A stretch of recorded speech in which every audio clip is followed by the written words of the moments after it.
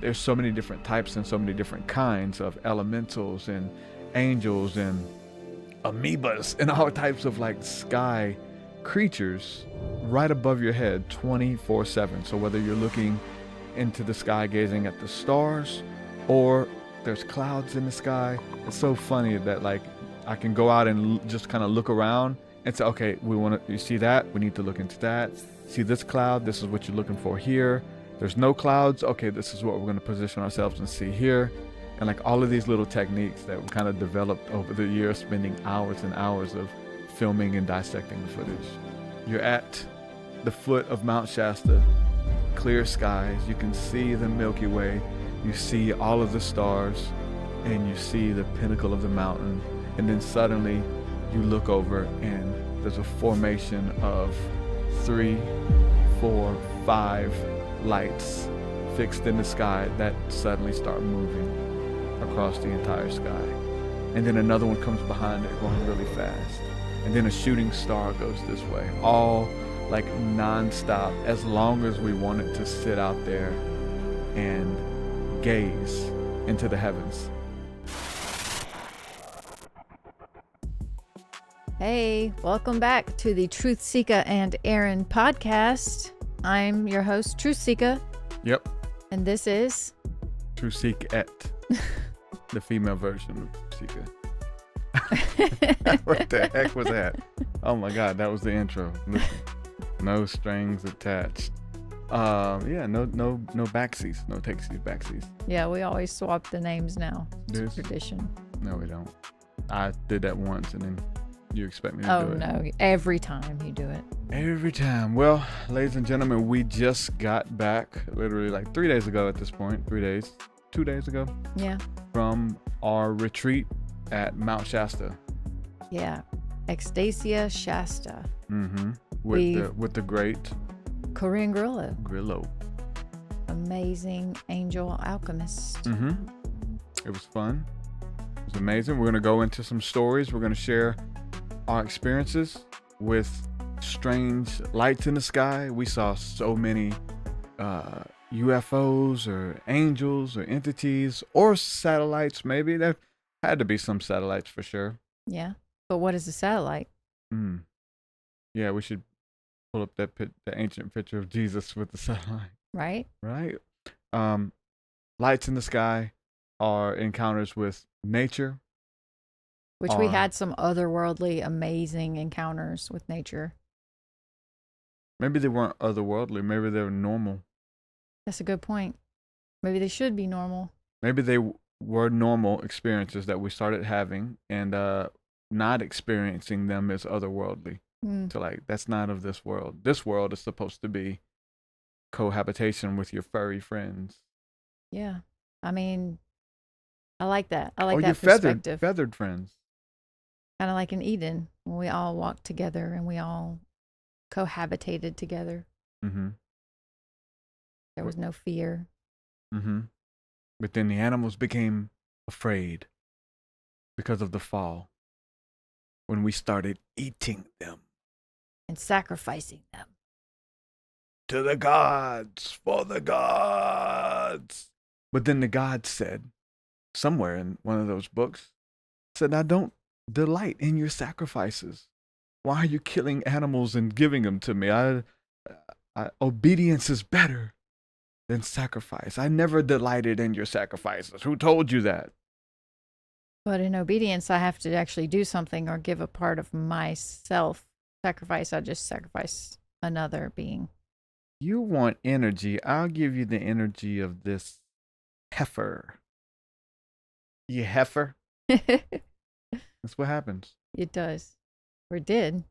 That's interesting. They call women heifers, right? Mm-hmm. That old heifer, and there's something that was sacrificed unto the gods, right? Seems like it. Heifers, and also they sacrificed goats and rams, and they call those kids. Yeah.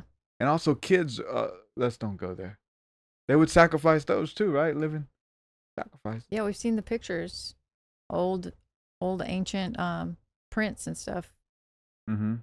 I remember seeing one in particular and looking up the words that was on it. That's not right. Shame on you if you're doing that. And most of you, physically aren't doing it. Maybe mentally and spiritually you are. Maybe even maybe there's a romanticization of the idea of that's what the ancients used to do and that's what the gods wanted them to do. But I'll tell you, I don't think it's a good God that would have you sacrifice, kill something for them, Yeah. because the guy, like, I don't know, like it's the scripture says that we're living sacrifices. Yeah. Like, you lay down your life. You lay down your life, not you take the life of something else so that you can live. Man, maybe we digress because I didn't think we were going on. That was very deep and dark.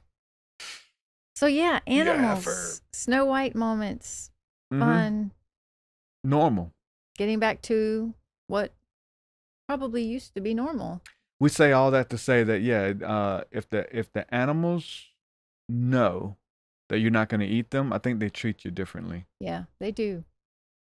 I think we're just now starting to see a little bit more furry friends like opening up to us that would never come around.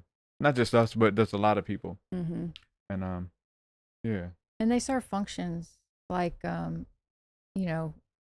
we see the vultures, and we've honored the vultures now for at least 2 years. We have a new appreciation for them and the way that they spiral in the sky and they shift the energy, and they can even lift like the heaviness, the heavy energy that rests upon you. Like they can come, they can sense it. They come and they circle and they. Okay. Talk about that. Talk about that experience with the retreat, because we're talking about like us headed to California. We're headed to Shasta. But at the same time, our daughter was headed to, she would have been with us. Shout out to Nevaeh. But she had a concert, a festival she was headed to, Bonnaroo. Yeah, she would have chosen to come with us, but she had already paid for the tickets by the time this event was co-created with us and Corinne. Corinne already had the dates set. So she wanted to come, but she already had prior obligations to friends and people she was traveling with. And we worked for weeks leading up to her trip because her van needed a lot of work. And between all of us, especially my dad, who is a saint, all of us working together with my dad, we're able to get the van fixed. She has a 1995 Chevy G30. Yeah. It's a throwback tank of a van, like retro. It's super cool. Yeah. But if you don't do maintenance and upkeep on them, they tear down really quick. Yeah. And this one had a lot wrong with it, from the solar energy to the motor to, so many things. Anyway, it was fixed. Everything was working in working order. She loads up her friends and goes to Tennessee, like a 7-hour drive, and it blows up on the interstate 5 hours away from home. And we are in California. There's nothing we can do to help her besides try to maybe arrange an Uber or an Airbnb. We couldn't rent them a car because they weren't old enough to drive it. None of them. But my dad ended up going to get her. Him and his brother, my Uncle Wesley, loaded up a trailer, and they both drove their trucks. So they left my dad's truck, and then used Wesley's truck to tow the van home. But we were at the store 15 minutes away from meeting Corinne and some of the staff at Casa Condor. Yeah. To be able to meet them in person for the first time, and we're so excited. They're excited to see us. 15 minutes away, then we get this call, Nevaeh crying, stranded on side of the hot interstate, Alabama interstate, crying, freaking out. And we're supposed to go and be happy. We're excited to see him. And it's like, there's no way that we can go there, you know what I'm saying? And just like act like everything's okay and kick it with everybody when your daughter's stranded on side of the interstate. But then again, not really much we can do but try to line up some type of Uber or something like that. Your dad and uncle come through, line something up. They're 5 hours away to go and pick them up. But it was still like this before heaviness. we even got that news, I think, is when we arrived at the retreat space, Casa Condor. And it's this beautiful, amazing space. And we're meeting one of our favorite people that we've collaborated with over the years. And there's just like, you want to put on a smile because it's such a joyous moment. But then also like there's this heavy weight like pressing because your kids, it's something different. It's a different flavor of worry when you're worried about your children. And it was cool though, because as soon as we arrived there, that land has been cultivated and curated and honored, in such a way that it takes heaviness and it takes garbage. Like that's what honoring the land does. The beings that and the spirits that move those heavy energies away from your body come and they show up. So it's funny, we arrived, we said hello to Corinne, and we went out front on the porch, which is this magnificent view of Mount Shasta from the front porch. It's an unobscured, pure view of the mountain. There's nothing between you and the mountain. And the sky's clear. It's got some clouds in it, but it's beautiful and blue. And then here they come.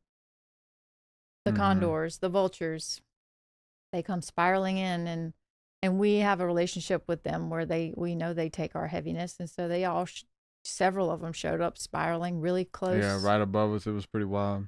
And you just felt the shift, the lifting of that heavy energy. And then wasn't long after that, I was just crying. I was just releasing because it needed to happen. And then not long after, we got the news my dad was on his way to rescue our daughter.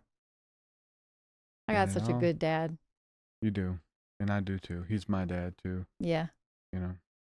He's sure. Super, he already went above and beyond. I thought he got the rest. I know. of like working his butt off with the van, and then to have to actually go get it and tow it back 5 hours. Divine masculine at work. He's the best. We're so lucky. Selfless. He's a good guy.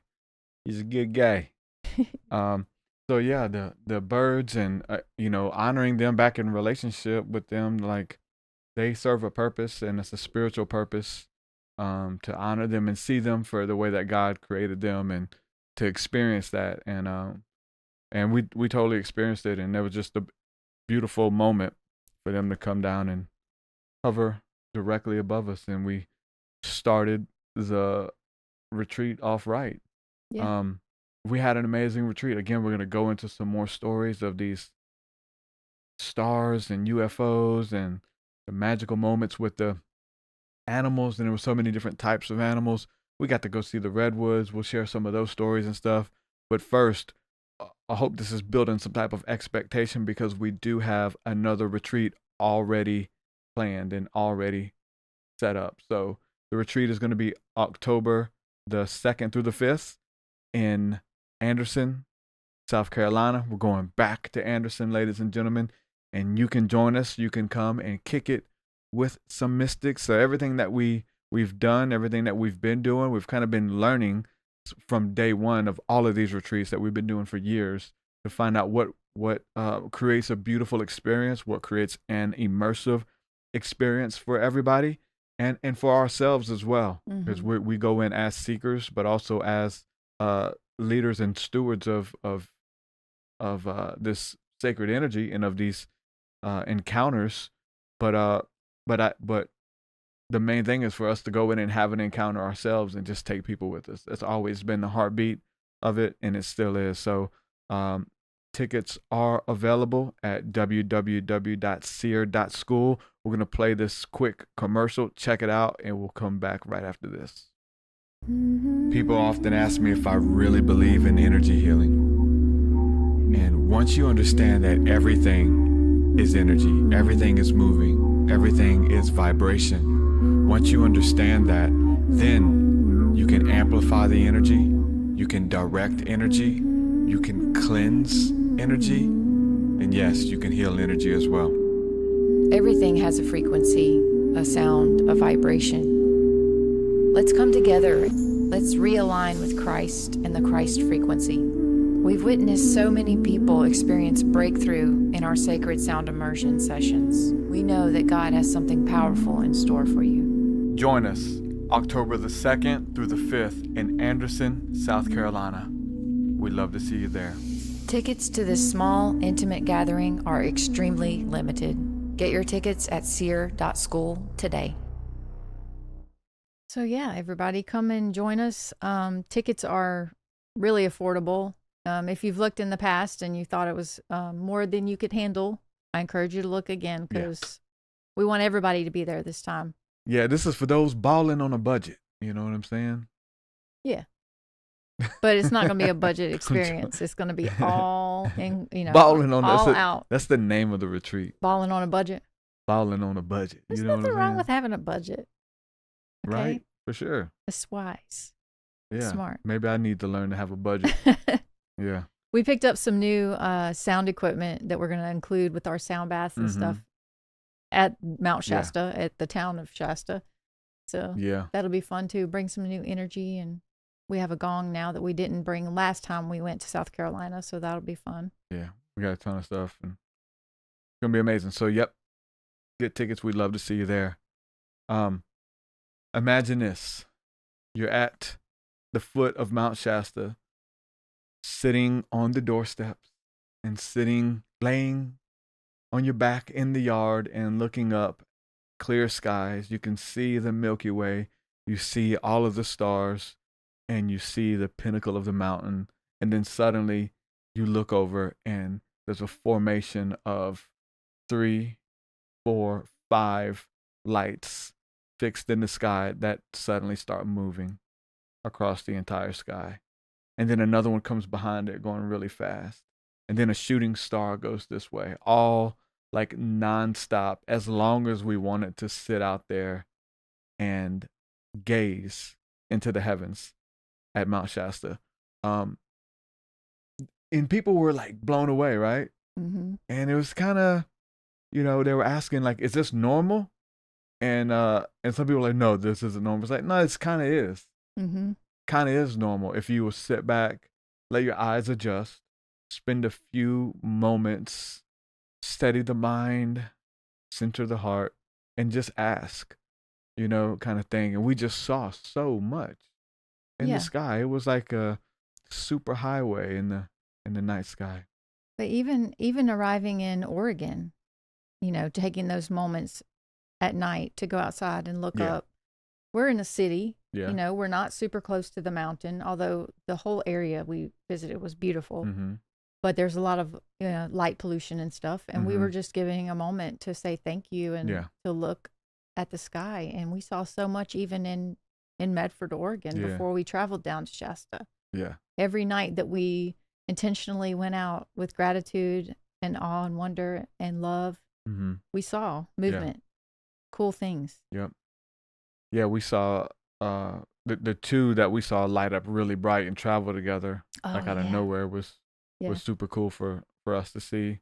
Because we've seen it before, like the same type of lighting, same type of power up and movement. With the two. It was really cool. And that was in Ashland? Or Medford? Medford. Was it? Okay. Yeah, we got to stay at some cool Airbnbs and stuff. And I mean, this is something we do a lot, but it's something we have a lot of success with. But you're always seeing different types of aerial phenomena. You're seeing things at night.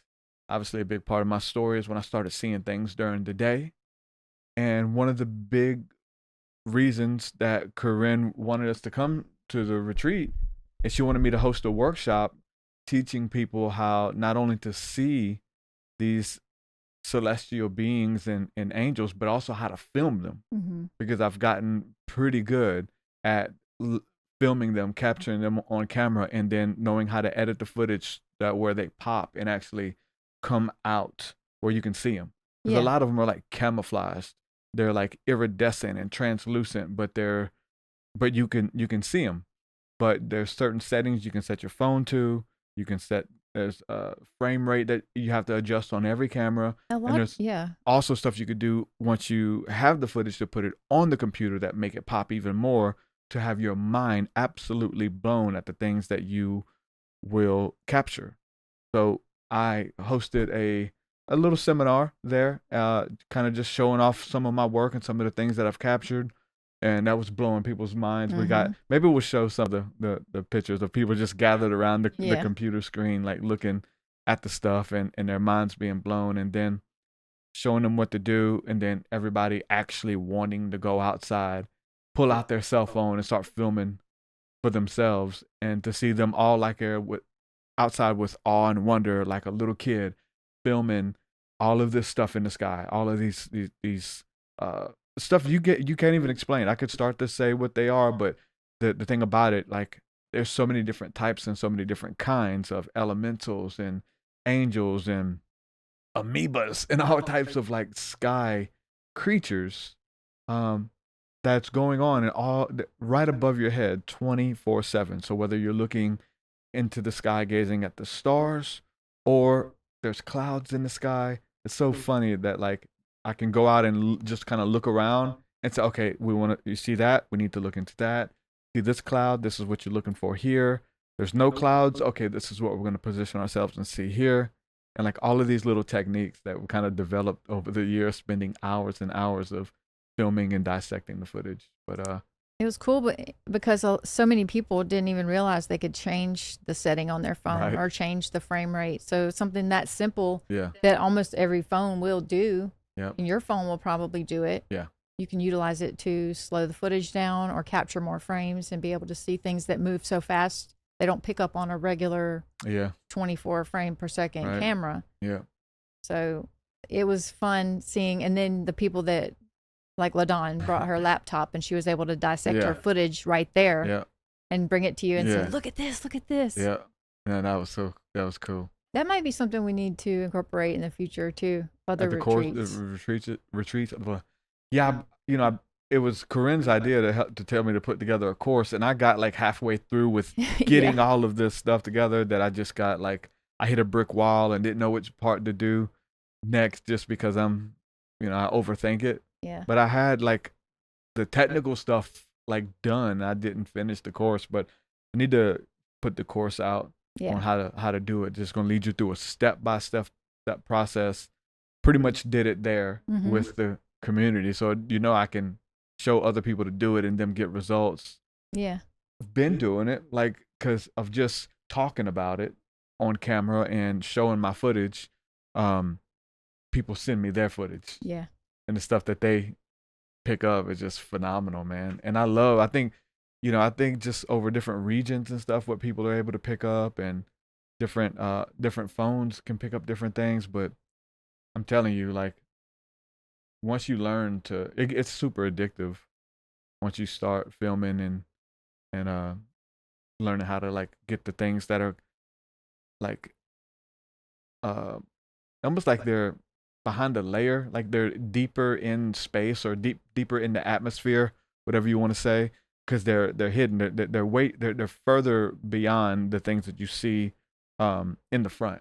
There's things that are bigger and swimming deeper, almost like you're gazing into an ocean and you see like a shark or a whale or something, but it's in the water a little ways. Literally, like the stuff it appears to be like that, like in the deeper, swimming in the waters of the firmament, that you're able to pick up as well, those beings. Another really interesting thing about the stargazing there with that group particularly is you can tell a lot of people have been told like that's a satellite. The slow moving things you see in the sky are satellite. Yeah. Well, what is a satellite? A satellite is just something that revolves around something that is larger than it. A satellite is also a man-made piece of machinery that goes into space to project signals and things. It's also a smaller representation of a larger thing, kind of like this city is a satellite location of this city, like just a smaller nearby representation. Or churches have satellite churches. Exactly. Yeah. Same thing. Same idea there. But so some people were like, oh, is that a satellite? And I was like, well, you can pull up an app and look and see if it's a satellite. So they would pull it up and see. And some of them were coming up on the app as satellites.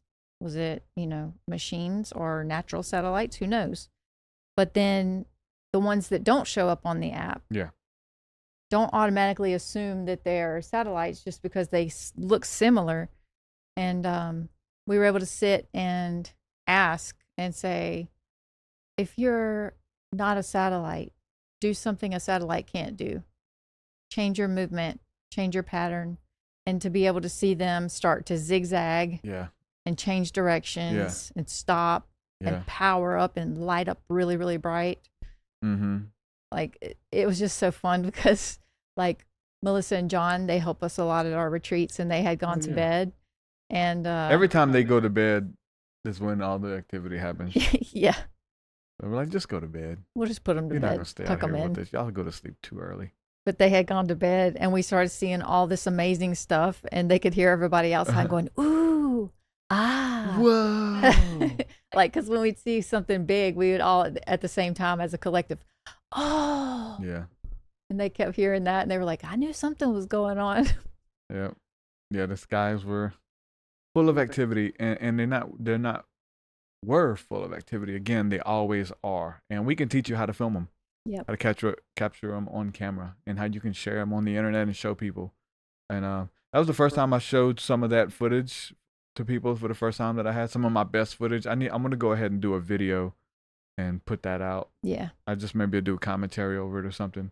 But I got some really cool footage of them coming out of the clouds and all types. And the jellyfish.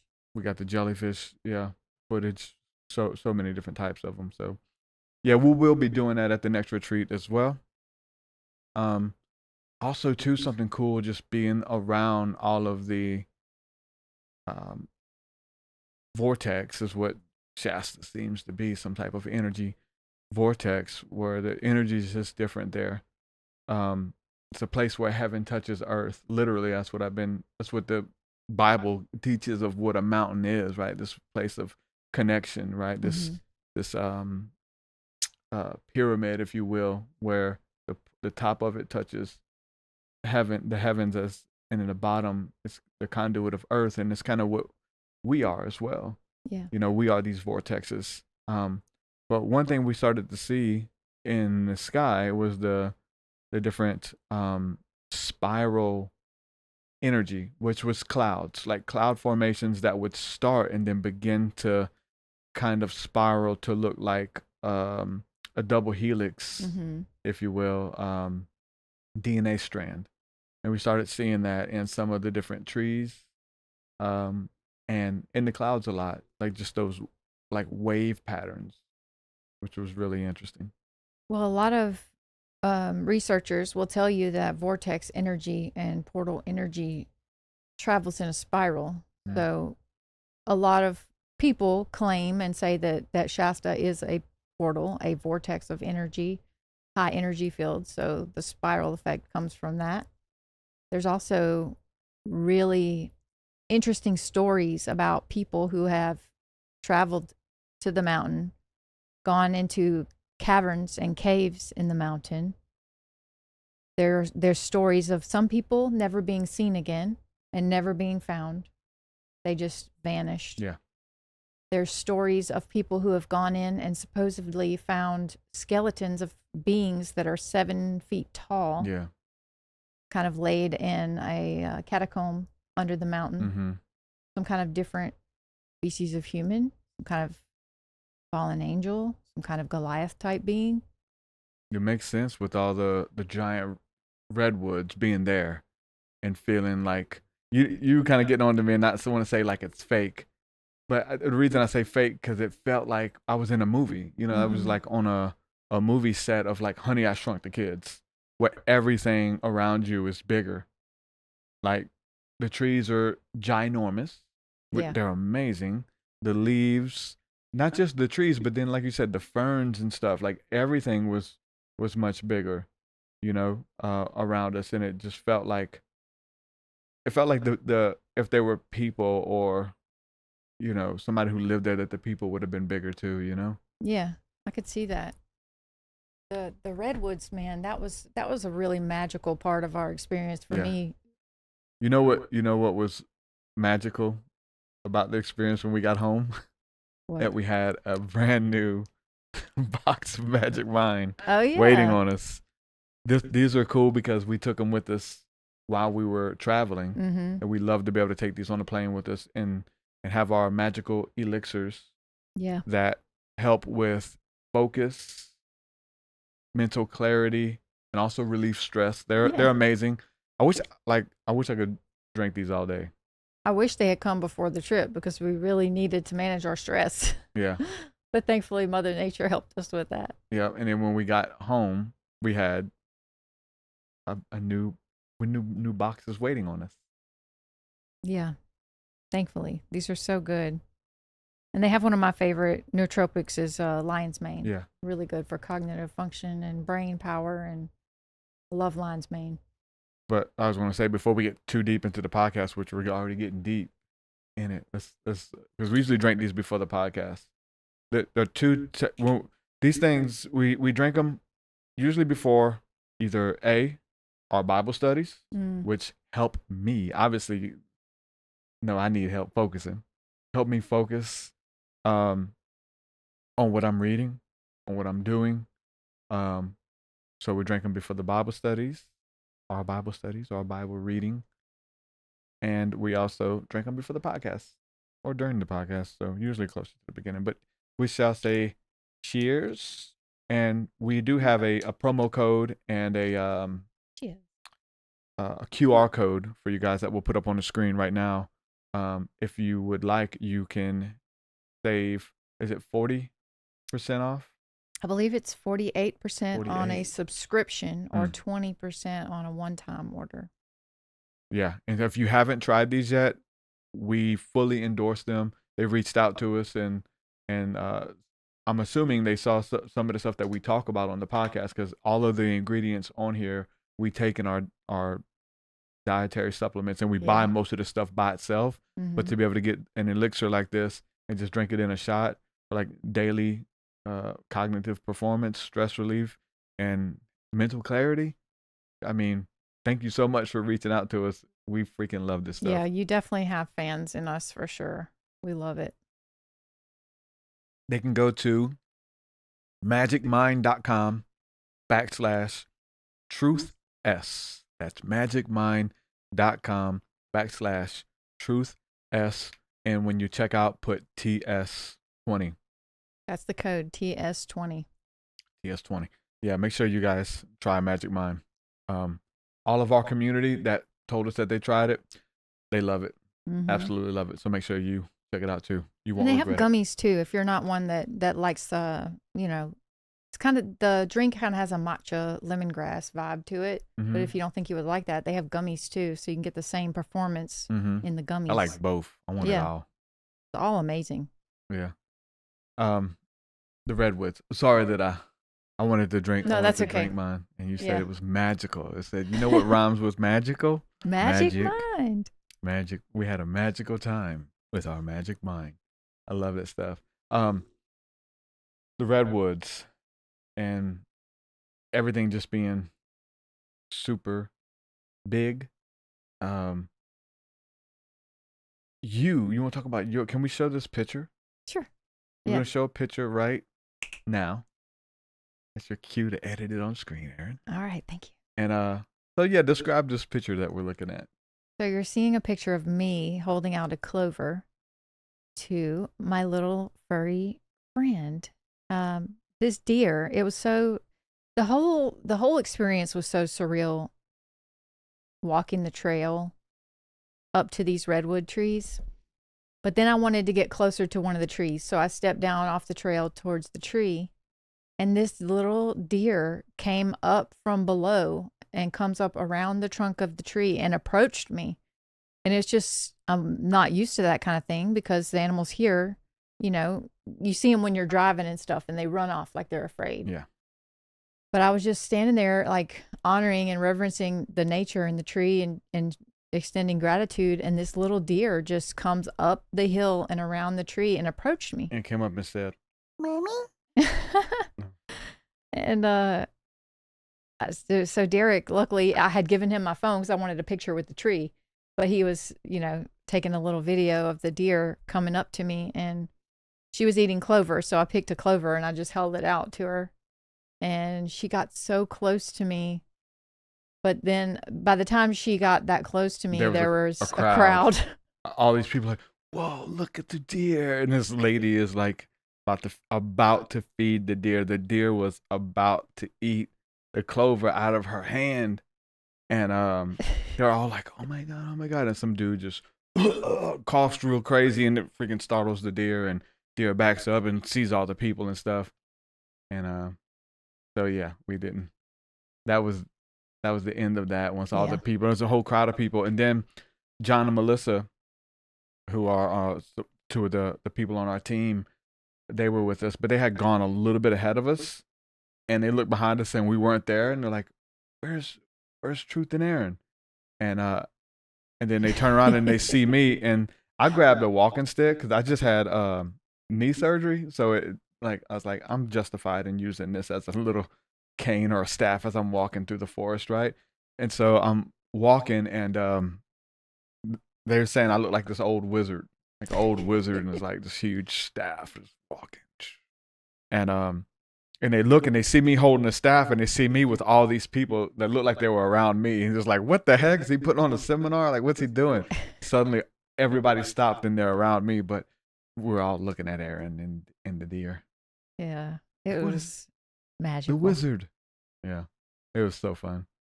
Temperature, one of the biggest things that we loved about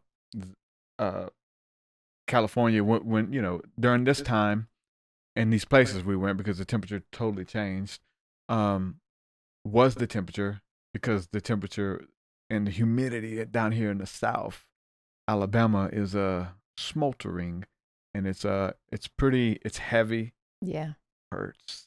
But I know we always say this about any place that we go to, and just a few hours up north, even the humidity drops. And that was cool because you had warm days. It was still like it got fairly hot, but it wasn't the humidity there. But how the temperature drops at night, and you pretty much got hoodie weather at night. Mm-hmm. Like you could put on a hoodie, you know what I'm saying? And because the temperature dropped like 30 degrees every night, it was just perfect. Yeah.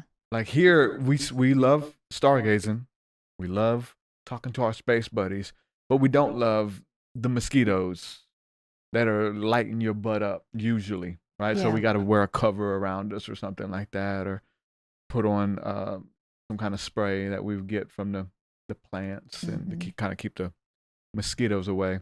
Because if you guys aren't familiar with the South, like, I'm not kidding, it'll be 95 during the day and the low at night will be in the 80s and still 95% humidity. Like, you really can't live comfortably without AC here. You cannot do it. And that's another funny part of our trip. We take for granted that AC is going to be everywhere. And John had picked this really cool cabin for us near a lake to stay at one of the nights, and there was no AC in the cabin. You didn't really need it though. Like, it was cool enough, but I mean, it was cool enough because we were in a hot tub at night. Yeah. It's so cool. Wasn't it down like was it in the 50s at night? I kind of think it was in the 50s during the day when we were in the redwood forest. Yeah. It was cold. No, oh yeah. And John showed up with a tank top, shorts, and flip-flops, walking through the red, and we all like had pants and a sleeve in the trunk with us, and we was like, yeah, that was, it's so weird for just going, I guess, up the mountains. Yeah, it was going on, the temperatures changing so much. So beautiful. Anytime we travel and visit somewhere different, we're always like, we're moving here. We gotta move, because like we love to get back home. Usually, well, in any retreat or any vacation, we're usually ready to get back to our home, our comfort space. And you guys can see. You guys probably can't see. You barely can see his head. That might hurt. You're looking. You can see that. Good for you. This little dog here. We're usually ready to get back to him and our daughter and family and routine, but we don't miss the weather. So we're looking to relocate. Anywhere wants to have us. We're looking everywhere we've been to. We love. Yeah. I could see myself being in Colorado Springs was amazing. Another huge, majestic, scary mountain.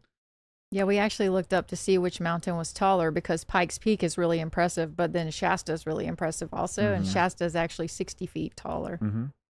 You Googled it. I did. Or GPT'd it. Google. I don't remember who told me.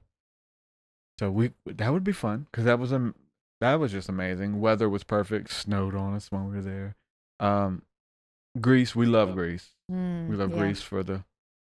Although when we went, people said it wasn't during tourist peak, during the hot season, and it wasn't during the hot season, which is when all the tourists are there. There's still a lot of people there, but the weather was nice, and we still had fairly cooler nights there. Because it was actually really cold here when we were in Greece. It was unnaturally cold here and snowy here, and then we were in Greece with the highs in the 60s, which was nice. Yeah, Greece was a good place. We'd love to relocate to. I could see living there. But also, I mean, I never thought that I'd want to go to California, and I don't want to. But California was nice where we went to. Yeah, Mount Shasta was so cool. Mount Shasta was very cool. I only think of California in my mind from images I've seen and stuff of big cities like LA and beach. Yeah. Like, people rollerblading by the beach. What you seen doing that? Barbie. Barbie movie. Barbie and Skip. Ken. It was Skip. No, who was her daughter's name? Kip? Oh, no, I was talking about her Barbie little sister. movie. The movie. Okay. Margot Robbie. Was she in it, though? Her little sister? Maybe. But I don't think she traveled to the human world. What was her name? What was Barbie's little sister's name? I played with animals when I was little. Skipper. Not too much Barbie. You don't remember Skipper? I know who Skipper is. I don't think I ever had a Skipper. Skipper. Yeah. Well, we met some really cool people on the trip, too. We were able to meet two people. Yeah. One's an acquaintance of another friend that we've made. Yeah. And one's a longtime friend. Shout out. Who do we shout out first? The ones we met first. So shout out to Mark. Shout out to Mark. When Mark Sty on Fire, he's a homie. He's been supporting. He's been a part of the community, like off and on for years now. Super cool. Christocentric. Call him a Christian. Loves Jesus, but also just loves spirituality, and you can tell that he sees Christ in more things besides religion, organized religion. So, and if that's how you become a homie, when you're able to do that, right? You're like, we have some fun conversations, and what's understood doesn't have to be explained, kind of thing. We know that, those that's family, I believe. So he's been in a part of the community, and he recommended a restaurant for us to check out while we were in Ashland, and we went there, and he said he might show up, and he did show up, right? Yeah. And he treated all of us to lunch, and he gave us some cool gifts too. Oh yeah. Yeah, he gave me a vial of frankincense oil. And we're picky a little bit about our frankincense now, so it was fun because he was like, "I've got some frankincense," and we're like, "No, we got some frankincense." Nah, homie, we got the frankincense. So we're like arguing back and forth. We're like, "Okay, where's your frankincense from?" Who's the plug? And he's like, "These people, like their name's the Smoke Walkers." And we're like, "Oh, we love the Smoke Walkers." Oh, so I guess I'm not gonna give you any of my frankincense because you already got the good frankincense. We're gonna put him on to something, but he already was onto it. Yeah, it's a different vibe when you use these resins and these things with people who truly honor the plant and the spirit of the plant. And if you want to follow them, their Instagram is Awaken to the One. It's a husband and wife team. They harvest the frankincense resin, they distill it into oils. They have myrrh also, and they also sell when they're in stock, they sell little cauldrons and kits to burn it. Yeah. So check them out. I'm gonna do something on camera. Cause I seen him do it. He was I wanna get my smelling salts. Okay. And then get you to smell some on camera. I'm gonna not do doing it. that. I'm gonna do it. 'Cause I saw him do it. So shout out to him. I seen him. I was like, hey, I got some of those. smelling salts. You got to do like him, though. grab Smell it. the myrrh right after. Yeah, instead of smelling this little dog farting in the room with your being fully awake and in tune. Let me go get it. I'll be right back. All right. He likes any kind of, look at him. He thinks it's treats. This is not a treat. Oh my God. He thought I was giving him a hot. This ain't it. Oh my God. I just messed up, y'all. Because I said the TREAT word and he heard it. And you held your hand up. And I held my hand up. He thought I was giving it HIGHFIVE. And I wasn't. Oh my God. You don't want this, buddy. Run, Goody, run. No, this will burn your eyes, dude. You need to get back. I'm going to smell it so I can wake up. Shout out to Awaken to the One Smoke Walkers. Seen you smelling some of these, buddy. So I bought them. Like.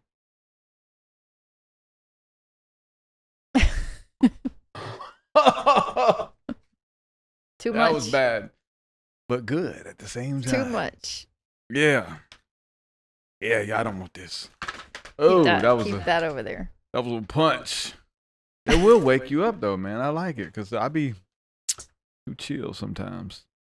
So I'm not plugging this. I just did it because I wanted to. But what we are plugging, y'all need to tap into the Smoke Walkers. Go to it's awakentotheone.com. I think that's the website. But that's where they sell their frankincense. And again, we say that they are in relationship with the spirit of frankincense and myrrh, and they use it or work with it ceremonially and have a deep appreciation for it. And it's not the same as ordering it off of Amazon by any means. When we smelled, when they sent us some frankincense, we literally started crying just because we had developed a relationship with Amazon frankincense, and we had a deep appreciation for it, and it was amazing, and it is amazing. But we didn't know that there was levels of purity and levels of the people that are cultivating it and working with it. So yeah, shout out to our friends. Is that the website? No, Awaken to the One is the Instagram handle. TheSmokeWalkers.com is the website. TheSmokeWalkers.com. Go get you some.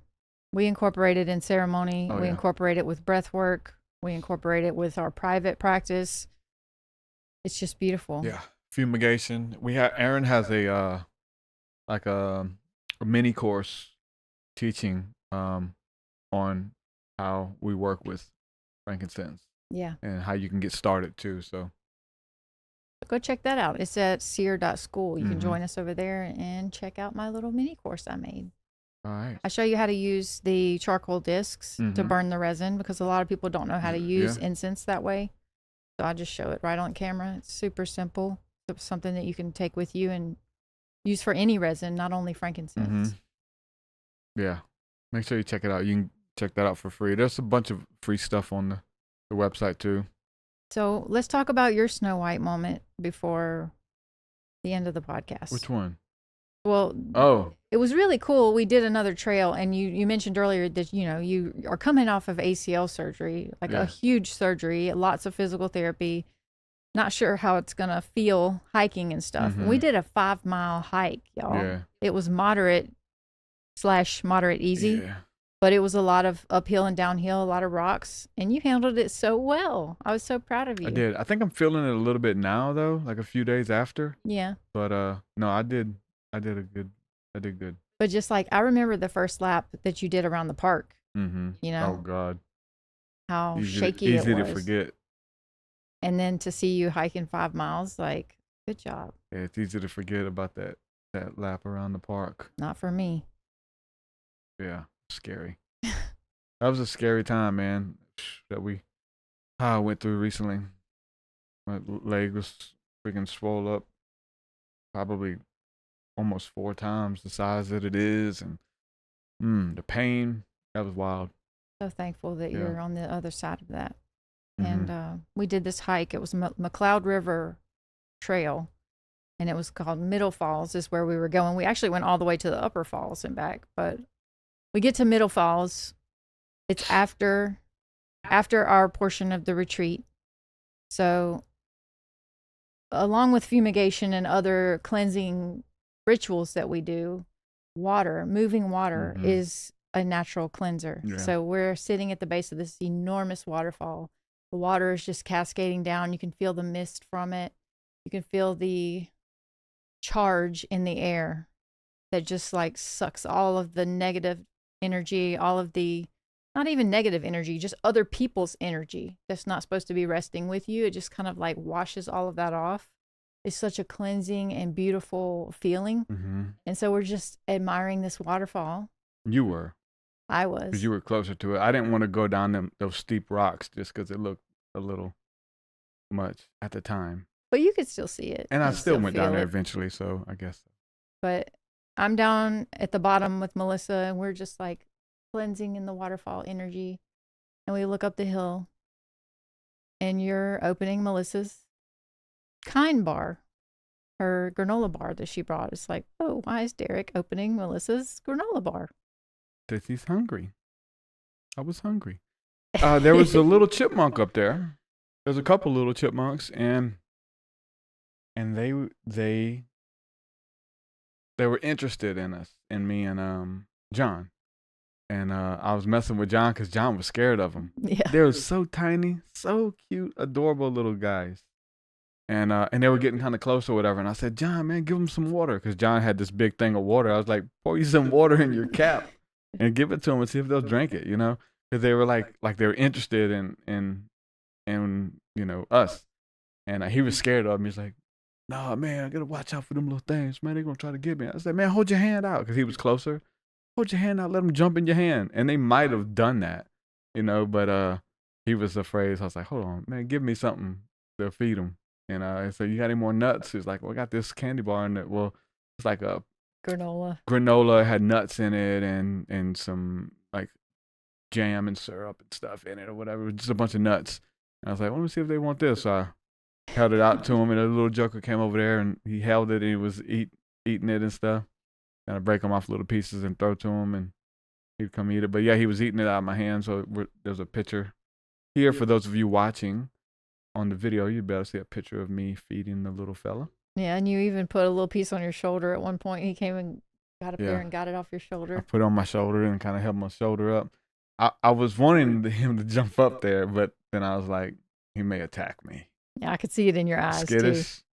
I'm skittish. I don't want to get bit. I've been bit by squirrels. And, I have, too. I don't want to. They got some sharp teeth. If they can crack nuts and stuff with one chomp, like they could probably... you know, crack the bone of my finger. And guys, don't come for us in the comments. Don't say that he's not going to eat squirrel food anymore or any of that stuff. We've seen enough. We know already. Never do it again. We'll never do it again. Don't.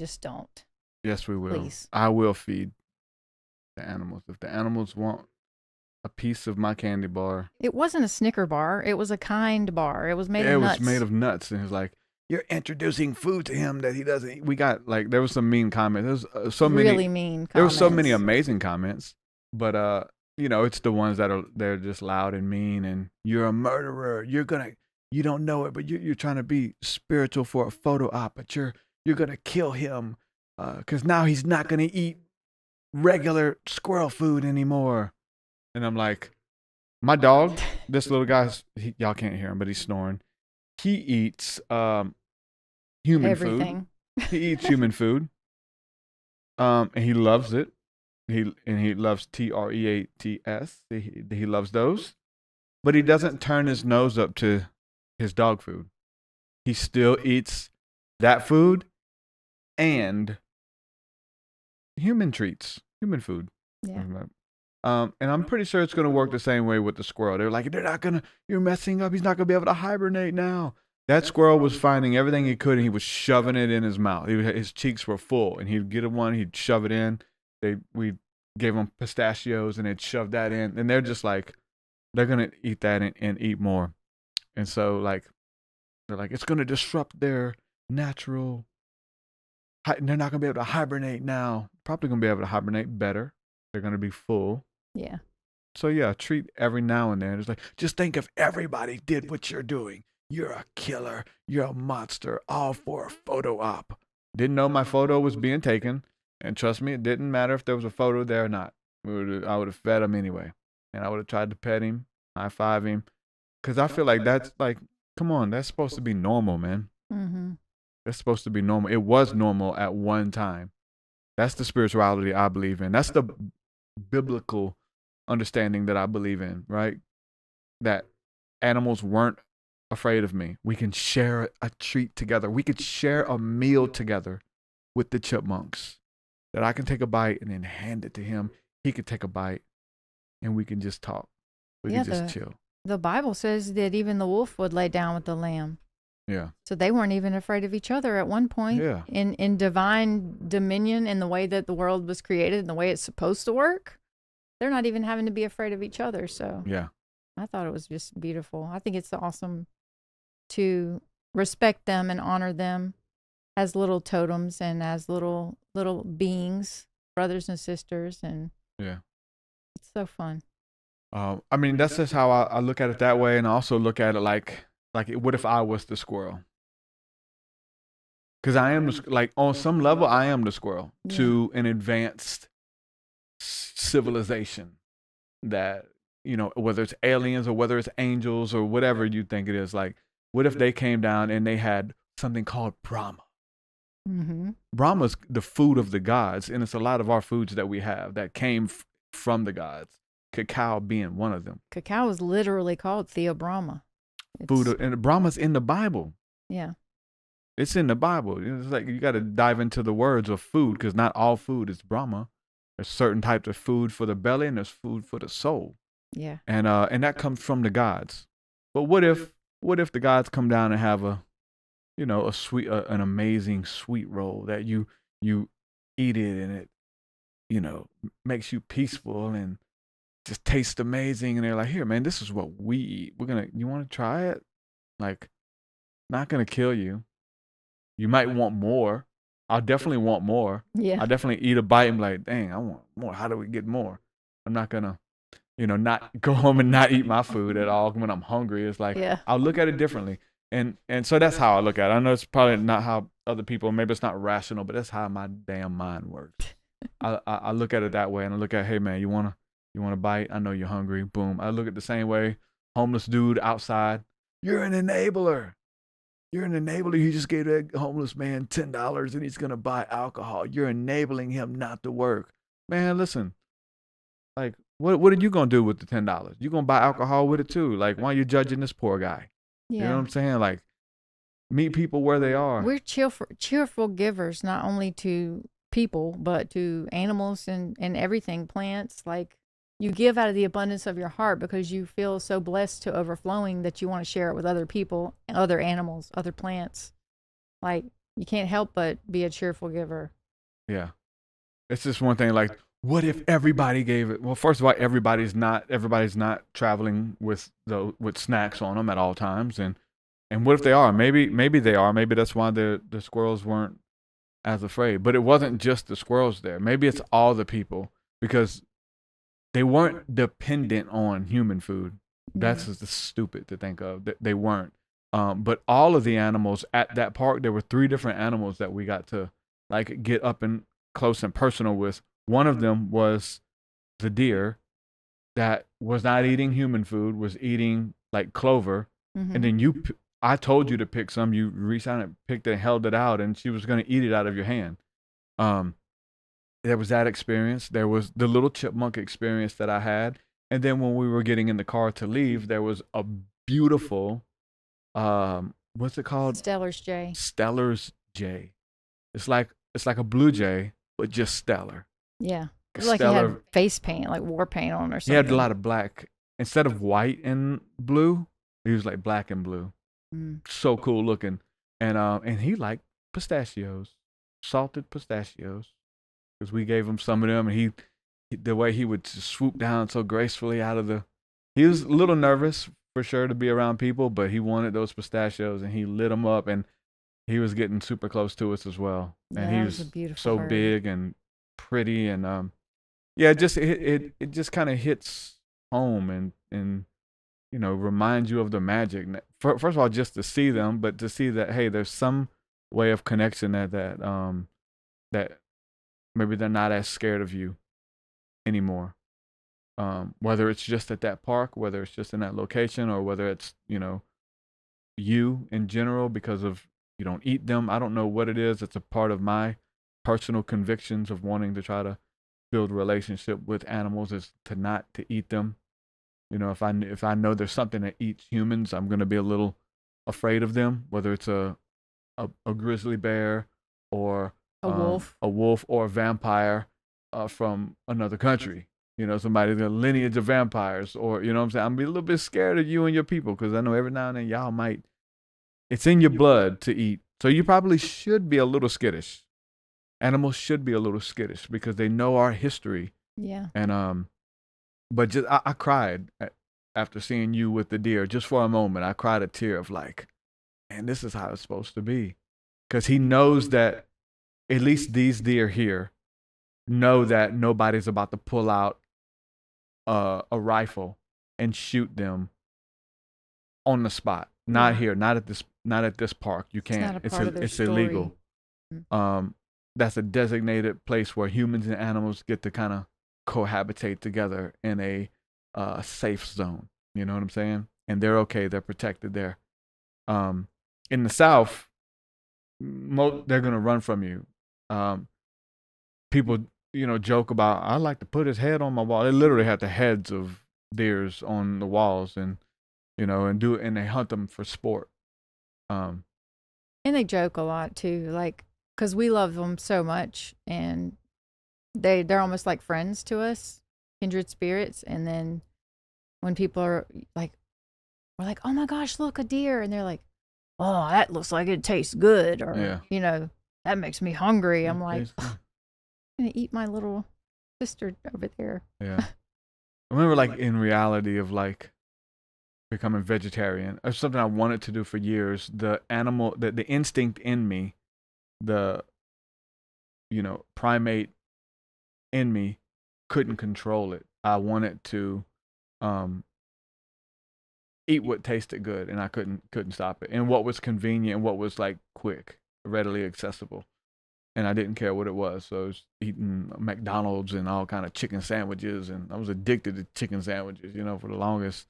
And my body showed it showed it too. The weight and the age that it came with, and I looked ridiculous. I looked like a different person looking at those photos now. I'm not that person anymore, and you can tell. But I did it for convenience, and to be able to control that animalistic part of your animalistic nature that we still have, that primitive primate nature, to the appetites of the lust of the flesh, instant gratifications, to be able to do that and to be able to control it is a big deal for me personally. It goes back to what we talked about at the beginning. What are you going to sacrifice? Are you going to sacrifice something that you desire, your own fleshly desires, or are you going to sacrifice this animal, this being? Because you remember when we first was trying to eat vegetarian, and this was years ago, just trying to, because we had little off and on diets, whether it was you by yourself or me by myself, kind of going back and forth, or together doing it. I couldn't do it is the reason I didn't. I tried my best, and it just wasn't. I just wasn't strong enough at the time. I guess I didn't want it bad enough. But we will go to like cookouts and stuff, or weenie roast. That's something your family does. Yeah. And I posted a picture on Facebook of like, hey, we could still come to the weenie roast. We're not going to eat hot dogs because we're not eating those right now. So you made carrot dogs, and so you like roasted a carrot and certain like spices on it and stuff, and made it taste really good, and put it in a hot dog. So like, hey, we're eating a carrot dog. Put it in a hot dog bun. Put some vegetarian chili on it. Really good. It was good. So we ate it. And we had that for dinner too, where we posted the pictures and people like, what in the world? That looks disgusting. It's what a lot of my friends said, and a lot of comments said, that looks disgusting. You're eating a carrot on a hot dog bun. That's disgusting. It's like, do you know what a hot dog is? Your dad calls them snooters and pooters. He does. because they're eyeballs and buttholes that are ground up, just body parts from a pig, and it just Usually, mushed yeah. together, just random body parts ground and mushed together, and then put in a little, sleeve for you, a little tubing, and then you eat it. It's like, this is freaking good. And but they said that ours looked disgusting, but that's the world we live in. Yeah, That and look, guys, I used to like hot dogs, okay? I'm not saying hot dogs taste disgusting. I'm just saying, like, if you can eat that, don't say a carrot soaked in some soy sauce and liquid smoke and garlic is disgusting. It's a carrot. It's one ingredient. it's a carrot. It's a carrot. Disgusting. That's the word. To call that disgusting, but call the hot dog like, that's good. Do you know what the crap you're eating? What are you eating? It's a disconnect. It is a disconnect, because if you thought about what it was, you probably wouldn't do it. There's Or so if you many had to go disconnects. slaughter the pig and grind it up yourself, you wouldn't Already. eat it. No, I already knew I would have been vegetarian years ago, or I would have starved to death. I probably would have starved. I just couldn't. It just was never in me. They called me a sissy growing up because I wasn't one of the dudes. I didn't like to go hunting, all that stuff. I like seeing dead animals and seeing them cut open an animal and pull out all the intestines and throw it. Listen, more power to you.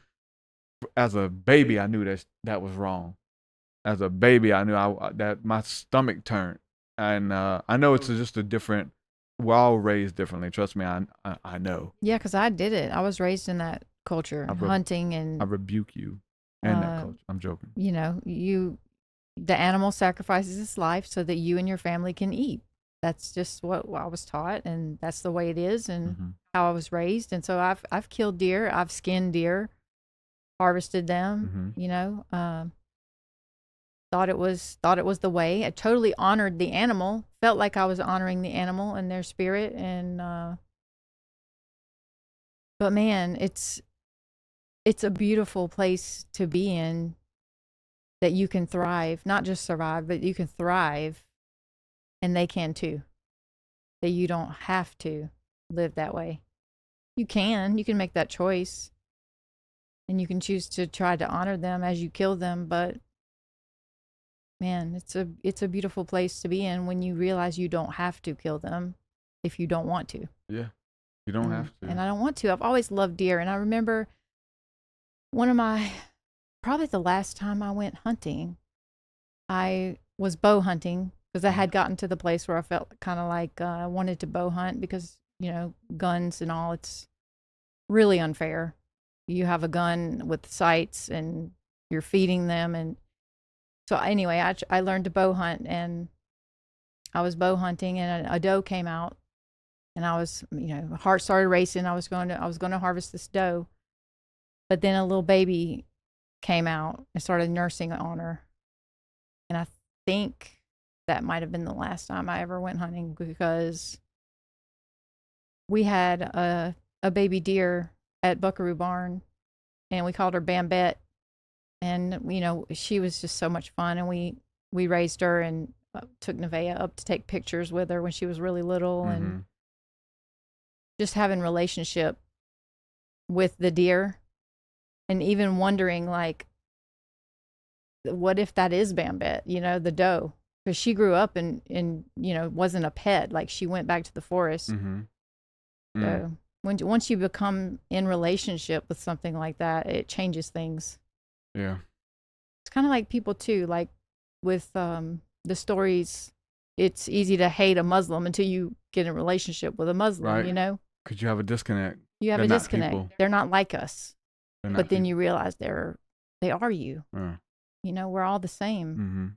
We have a few differences, sure, but we all come from the same place, and we all go to the same place. You know, we were brainwashed. It was propaganda. Yeah. You don't have to do that. I don't think we were supposed to do that by any means. I think that's part of the fall. Yeah. I think but it's the fall by at this point by the choice to stay in this fallen nature. I mean, when I dove deep into those scriptures or whatever, because I was like, these dietary restrictions about what you can and what you can't eat, like, that changed. I was like, why is it in there like 3 times or whatever that I noticed? And I was like, Shouldn't it just be in at one time, one and done? Was like, how are you telling these people y'all can eat that, but these people y'all can eat that? And there's so many disconnects, and there's context in the scriptures of like who's talking to who and what happened and who are they talking to, because you notice a similar conversation happened with the African American slaves. So if they was to write that down of what y'all can eat, they gave them a different dietary restriction than what they ate. Mm-hmm. When they would kill a pig, the white man would get all the good parts, all the parts that they wanted, for the bacon and with other pork chops or whatever, and they would give them the slops. They would give the slaves the pig feet, the intestines. And so this is what y'all, so when we're talking about you eat this, you guys eat this, we'll eat that. That's in the Bible. If you go back to the beginning when we were closer to the Elohim, when we were closer to Eden, you weren't killing and eating animals. They were the homies. They were the big homies. And then later, after the fall, after Noah's flood, they get off and then they start telling people to eat different things. But they also said if you eat anything with blood in it, then your life will be required and you will be hunted. If you kill and require and cause bloodshed, consume that blood, there'll be a curse upon you and your blood will be required. So like, why don't we, like, what the heck happened there between after the fall and after the flood versus before the flood? Because the story of Christianity is to reverse the curse and make it back to before the flood, make it back to Eden, back before the fall where everything got mixed up and messed up. And I think that's what we're doing on an individual basis, and we're doing it together. It's a slow process, but we're here to hold each other's hands through it. And I hope I don't sound hard or harsh, but I'm just saying where my convictions and where I come from with this. We don't beat people up. I don't know if it sounds like, it probably sounds like an ear beating. It could sound like gaslighting, but it could also light a fire in your belly that you can't put out. Yeah, because some people want to. It could call you up higher and call you up to great things, and you've been wanting to and you can't. And these are, that was me. I wanted to and I couldn't. But when you look at things differently, they start to change. And so look at them a little bit differently. Yeah. Look at maybe this is a trick, because, all this stuff we're looking at animals and say, well, I prayed for the animal before I killed it. You don't think they prayed for the slaves before they killed them? Or cannibals? There's still, cannibals are like a thing. Like human sacrifice is still a thing. All of the trafficked children and the people that come up missing, that is still a thing that goes on in satanic circles by, like, the number is insane. There's a reason that movement is so big of everybody like worried about the kids and the people being kidnapped and trafficked. Or at least they prayed for them before they killed them, before they ate them. They just nourishments. It's the nourishments they need. Man, damn that. Like, that's how I look at it. Like, I don't want something's going to pray for me before it kills me and eats me. Like, man, don't, you know what I'm saying? Like, hold space. Like, do unto others what you have done unto you. Yeah. I know that there are beings. I know that there are people, evil or not. They probably don't look at themselves as evil when they're doing this. This is their bloodline, where they come from. But there's some dark stuff that I've, felt like I've seen and that I don't want to be a victim of. So if I don't have no room to talk. If I'm treating others that way and requiring the blood of animals because I need it to live, I'm proof that you don't need animals and blood to live. We've been going a year and a half, over a year and a half with no flesh, no blood in our bodies, and we had to recalibrate, but we're doing well. And if you're listening to this and it's calling you, you can do it. You can do it too. If it's not calling you, forget everything I just said. And I'm still your homie. Yeah. And I don't want you to feel bad. It sounds like judgment, but we're judging myself. ourselves. I'm judging the. I can only speak from experience. Because if God tells you not to drink alcohol, then that's for you. There are plenty of people who have a beer and have no problems, and we're preaching to ourselves. Just say that. We're preaching to ourselves and whoever's ears that it may fall upon, that it resonates. Yeah. Because I don't think it's right. I don't want to stand up on a soapbox and beat you up. Maybe the animals wish I would, because they can't talk. Maybe they need me to talk to you. So, hopefully that it doesn't fall on deaf ears, and I know it isn't. Leave us a comment. Let us know. But they can talk. They just don't speak English. Right. But if you listen, they will talk. And that's the end of this podcast. We're ending it. This episode is sponsored by PETA. It's not. It's not at all. No, But it is sort of sponsored by Magic Mind. It is. Shout out to Magic Mind. Nah, it's not sponsored by Magic Mind. They sent us some amazing elixirs that we just all plant-based mushrooms and performance. Not magic. You think Magic Mind and we said mushrooms. They're like, oh, those are Magic Mind. He's tripping right now. That's what it is. No, it's all shiitake. Is it lion's mane? I'm tripping. We had shiitake yesterday. It's lion's mane. It is rhodiola, cordyceps, matcha, lion's mane, bacopa, ashwagandha, L-theanine, turmeric, and lots of vitamins. Yeah. If you'd like to try it out, they even do one of the cool things. It's great. They give 100% refund. If you try it and you don't like it, they'll refund your money. So there's no reason for you not to get you a bottle or a pack or a subscription for sure. The links are in the description. You can go to magicmind.com/truth-s for TruthSeekah. TruthS. magicmind.com/truth-s or put in the code TS20. Get you a discount on your first order of Magic Mind. Yeah, it's good stuff. Again, that's it. We're wrapping this up. What we have coming up, it's in October, but we know that it's going to sell out because spaces are limited, but tickets are available right now. If you go to seer.school, you can get tickets to see you in October. October 2nd through the 5th is a 3-day event. Kind of 4-day, I guess. It's Thursday evening through Sunday around lunchtime. Mm-hmm. Come see us. Come learn with us. Come get in the presence with us. Come kick it with a mystic as we travel through the Merkaba, ancient forms of magic that is hidden within Kabbalah. Yeah, come do that with us. I'll try to practice and maybe I can sing my song right this time. Sing your stuff right. You locked up. We haven't talked about it. You locked up. I tried to get you to sing that song with me. You locked up on stage. I did. You put me on the spot in a spotlight, literally on the spot in the spot. I couldn't do it at our concert. It was only my second time singing in front of people. Though. It ain't like you didn't know the song. You love that song. I literally just froze up. You're like, what is he doing?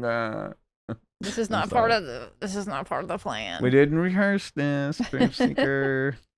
But yeah, if you want a private, intimate evening with TruthSeekah and Arien in concert, that'll be something that we usually end out the retreats with a concert. So we'll be doing that as well.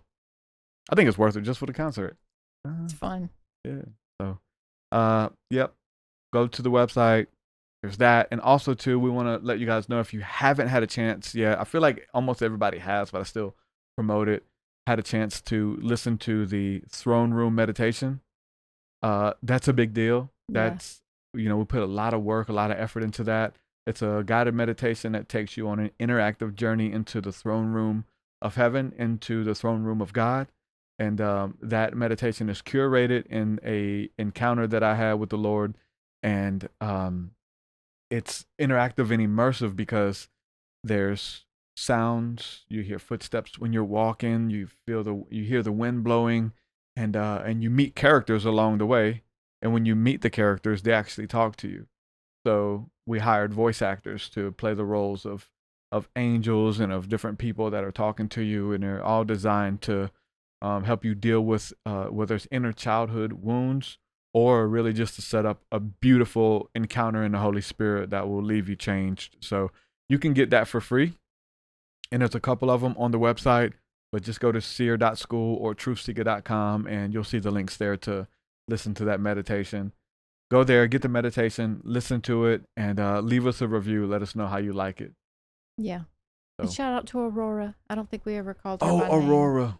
Yep, we met Aurora, the amazing purple-haired friend who offered us a free sound healing session. She was gonna let us and our group come in. I wanted to do that. I did so too. Bad. We were so busy though, man. Yeah, our schedules didn't align this time. Yeah. This time, but I feel like it's going to happen in the future, another Yeah. time. She has a sound healing practice in Shasta, and she was amazing. We got to hang out with her for a little bit, and we met her, I guess, through mutual friends, Tony Ghazi, when we Yeah. interviewed him. Um, she was friends with him, and I guess found us through his work. And but no, she was super cool. And it was cool to have like friends in the area to like, oh, there's a lot more people around here that we know or who know us than we know. Yeah. Definitely the last two places we went, it felt like there was a pretty big community there of people Mm-hmm. that felt like community, you know? Yeah. So she was super cool, and check her out online. Just go. I'm sure if you type in Aurora and Shasta sound healing, you can find her practice and book a session. She was gonna hook us up. If we could have got away, we would have went. We were just slammed pretty much the whole time once the event started. Yeah. Once we got there. Next time. Shout out to Little Red Riding Hood. Oh, yeah. I didn't talk about Little Red Riding Hood. So what's the name of that little spring we went to? Headwaters Spring. It's a local spring near Shasta where people will go and gather drinking water, which we gather drinking water from a spring here. So that's something that we wanted to do. And we had some time to spend before we checked in. And so we went on a little hike and got us some water. And there was this little barefoot girl in a red dress out with a foraging bag, and she was foraging plants. And so I asked her what she was foraging, and she taught me 3 different plants. I just went off on the trail with her, and she showed me 3 different plants and kind of told me what to do with them and how you eat them. And yeah. So we see this cute little young. I don't know how old she was. It was hard to tell. Yeah. I mean, she wasn't like a little kid. Like 18 maybe. Probably. And when we see her, she's like picking foraging for plants, and we said that's pretty cool. There's hippies everywhere, Bohemians and gypsies or Egyptians, as John was calling them. And then Aaron's like, "Oh, what's that?" Oh, this is what I'm gathering. These horsetail, whatever they're called. And I'm like, okay, that's cool. And it's like, come here, I'll show you some more. And then Aaron just follows Little Red Riding Hood off into the forest, and we're just standing there like, I'm sure you're not supposed to follow these. You see these people in the forest, you're not supposed to follow them off. I think she's gonna turn into a wolf or something and get you.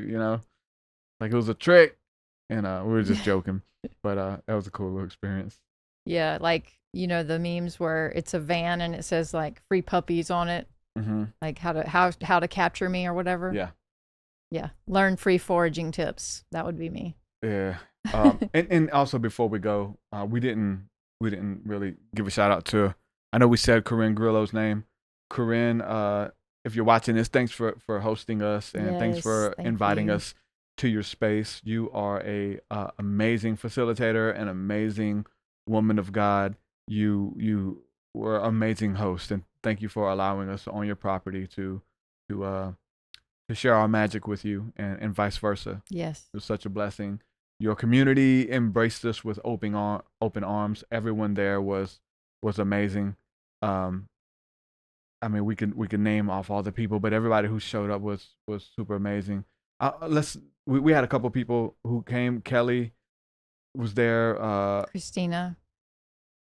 Kelly, Christina, Ladon, Mark were some of our community that showed up. So fun to spend time with them personally and just hang out for 3-4 days with them. We talk about like having an agenda and stuff planned and stuff like that, but it's also this part of like we're just hanging out, just doing life with people for a couple days, and so fun. One thing I just want to just say about like Christina, we said it earlier, we was on a different interview, we talked about this, but Christina, amazing individual. She's been a part of our community. She comes and we meet Christina. She has her aura. She's just herself. Is a little bit different, right? We love Christina, but there was something different about her after the retreat. Yeah. Like that's like, okay, this is Christina. Cool. I know you're dealing with some stuff, and you're saying you want to lay some things down. This is what these retreats are for. We didn't know how much or what you're gonna get, but we want to try to hold space for you, and help facilitate whatever it is that God's wanting to do in your life. Because we just leave it up to the Father, man. And the Mother. we end up leaving the retreat after having a beautiful encounter. We seen God just work in everybody's life. So amazing. We jump on our weekly Zoom call with our membership platform, Seer School. Christina's on after the retreat, and she's just glowing. Yeah. Looks like a different person. Yeah, it was wild. I didn't know. Like, that's the thing. Like, that's not Christina. Like, something happened, and then she got to kind of share her testimony of what she experienced, and you know, part of the old Christina that wasn't serving her anymore was buried and resurrected in the newness of Christ, man. And she experienced a beautiful breakthrough. So we're so happy for you, Christina, and for everybody who showed up and just went in with us. LaDon, everybody who brought their beautiful magic to the table. Kelly, such a beautiful experience, man. I love to see that. And we literally saw that after with her countenance freaking changed. Yeah. Her face, like the color changed. She was glowing, just glowing after. So cool. Yeah. So thank you from the bottom of our hearts to Corinne and her whole team, to Chuck, Sue, Lynn's freaking amazing. They all came through, man, and little piece of them came with us. Yeah, for sure. Each one of them. Definitely people I want to see again. Yeah. Definitely people I want to see again, whether it's at a retreat or just wherever we're at. I'd love to do that. Those people, I want their family. You know what I'm saying? And you want to see family again, and that's the beauty. And you hear that a lot when we host these retreats. Is one of the most beautiful things is that you meet so-called perfect strangers, right? You meet a stranger, but it's like, man, I knew you my whole life. Yeah. I felt like I've always known you because you could just jump into conversation, be yourself. It's like, this is what we call tribe. And it was so cool to cross-pollinate with our tribe and Corinne's tribe and create something beautiful for those 4 days that we had that retreat. Yeah, it was such an honor and such a remembering, like you said, just remembering that we're all family. That sounds fun. We got another one coming up in October. Check it out, www.seer.school. We love you. Thank you. Always have. Always will. Always will. Shalom, everybody. Peace. Hey, thank you so much for watching this episode. I hope you enjoyed. I want you to know that there is a video right here that you can watch a video right by me. Click this video.